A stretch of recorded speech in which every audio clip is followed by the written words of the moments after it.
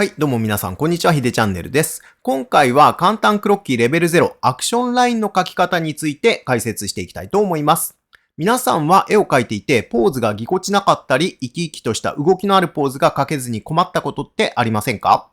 そんな問題を解決してくれるのが、今回お話しするアクションラインなんです。アクションラインを理解すれば、全身のポーズがより魅力的に生き生きとした動きのあるポーズが描けるようになると思いますので、絵に躍動感が出なくて困っている人、絵が硬い印象になってしまう人は、ぜひ最後までご覧ください。それでは早速やっていきましょう。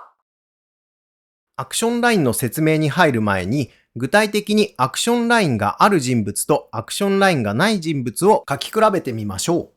まずは、アクションラインがない絵から。人物を表す軸をあえてまっすぐに揃えて描いていきます。肩の傾きや腰の傾きも水平に直線的にしてみましょう。この軸を土台にして人物のディテールを書き入れていきます。直線的な軸に肉付けしていくとどうなるでしょうか？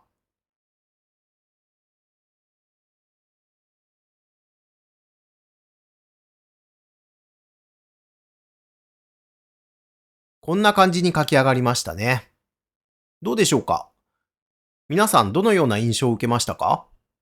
ポーズが硬くてどこか不自然でぎこちない印象がありますよね。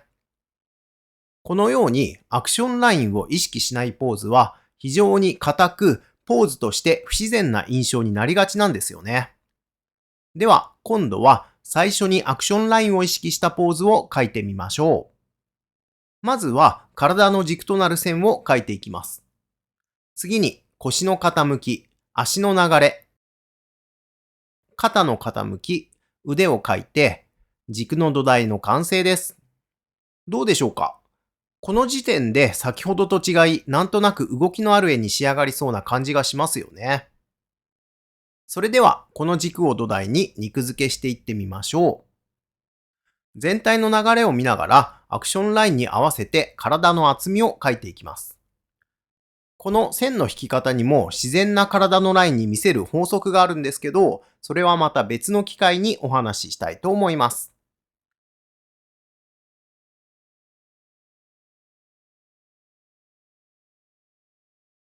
ということで、線画が完成しました。どうでしょうか？絵に硬さのない自然なポーズになったのではないでしょうか。二つの絵を比べてもらえばわかると思いますが、左の絵はどこか硬く人体の自然な柔らかさが出てないのに対して、右の絵はアクションラインを軸に描いていますので、流れのある自然で柔らかいポーズになった印象を受けるのではないでしょうか。このようにアクションラインは人物の自然な動きを表現するときに欠かせない重要なラインとなります。では、このアクションラインとは具体的にどのようなものなのか、どのような決まりがあるのかについて見ていきたいと思います。アクションラインとは何か？アクションラインとは簡単に言ってしまうと人物の動きの流れを表す全身もしくは上半身を通る一本の線ということになります。例えば人物を描くとき、まずは全身の各パーツを単純な形に置き換えて考える描き方があるのですが、このパーツ同士をつないで全体の流れを作ってくれるのがアクションラインなんです。アクションラインは構造と構造をつなぐライン、もしくは視線の流れのラインとも言い換えることができます。また、アクションラインは素体を描く上で重要な要素の一つなのですが、リズムとフォースと合わせてジェスチャーまたはジェスチャードローイングの中の一つの要素として考えられることがあります。ちょっとややこしい話なので、難しく感じる人は聞き飛ばしてもらって大丈夫です。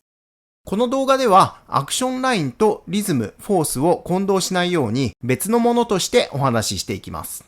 では、アクションライン、リズム、フォースがそれぞれどのようなものなのか僕なりに簡単に解説してみたいと思います。例えば、このような横向きの人がいた場合、構造同士を結ぶ流れの中心を通るのがアクションライン。構造の外側の流れを通る線がフォースのライン。フォースのカーブによってできた流れを通るラインがリズム。といった感じです。ちょっと難しいですよね。動きのある絵を描くのには、それぞれ3つとも重要な役割があるのですが、今回は的を絞ってアクションラインだけにフォーカスしてお話ししていきたいと思います。アクションラインのルール。アクションラインを書く上で簡単な3つのルールがありますので、まずはそこからお話しします。アクションラインのルール1つ目は、大きな流れで捉えるということです。先ほどアクションラインは構造同士を結ぶ線だとお話ししましたが、こんな感じで構造の端と端をつなぎ合わせる線だと、全体の流れを表すことができませんので、必ず全体の運動エネルギーの流れを表す大きな線で書いてください。この線のカーブが強ければ強いほど大きいエネルギーを表すことができます。アクションラインのルール2つ目は S と C で考えるということです。アクションラインは基本的にはこのように S 字もしくは C 字のカーブしたラインで考えます。この S と C の字で体の軸を考えることで、なぜか自然な体のラインになるんですよね。不思議ですね。ここに I 字型の直線ラインを加えることもありますが、I 字型の直線ラインは下手すると体がこわばった不自然な硬直した絵になってしまうことがありますので、少し使い方が難しいです。ですので、I に関しては今回は割愛します。この S と C のラインはカーブの強さでポーズの印象をコントロールすることができるのですが、その話は動画の後半でしたいと思います。アクションラインのルール3つ目は、物理的なラインと混同しないです。よくアクションラインを背骨のラインや体の表面を通る正中線だと考えてしまう人がいますが、アクションラインは目に見える物理的なものではなく、動きから感じたエネルギーの流れを表現する架空の線ですので、このあたりを一緒にしないように注意してください。写真を使ってアクションラインを探してみよう。ここまでアクションラインについて解説してきましたが、次は実際に写真を使ってアクションラインを探し出す練習をしてみましょう。まずはこんなポーズから。頭から腰にかけての流れと腰から足までの流れで綺麗に S 字になっていることがわかります。タッチポーズの場合、この S 字のラインは非常によく使われます。ポーズが硬いと思ったら S 字の軸を思い出して書いてみると自然なポーズになると思いますので、ぜひ覚えておいてください。続いてはこちら。こちらも頭から股下までで綺麗な S 字が確認できます。ラインは必ずしも全身を通る必要はありません。モデルの動きを捉えているかにフォーカスして書いてみてください。こちらのポーズは全身を C 字のラインで描くこともできますが、見方によっては上半身と下半身の流れを分けて考えても良さそうですね。人によって見方が分かれるのではないでしょうか。こちらのポーズは全身を通る綺麗な C 字のラインを見つけることができますね。このようなポーズ全体を大きな流れのある線で描くことができるポーズはエネルギーの勢いを強く表すことができます。こちらのポーズはどうでしょうか？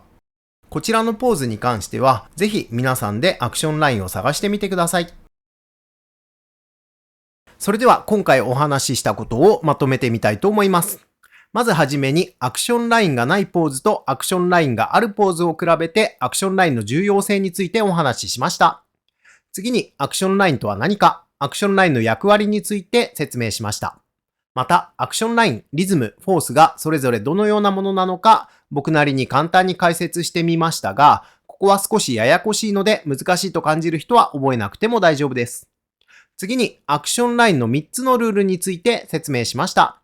そして最後に実際の写真を使ってアクションラインがどのようになっているかを確認しました。いかがでしたでしょうか？次回後編ではアクションラインを活用したポーズのイラストを実際にいくつか描いてみようと思います。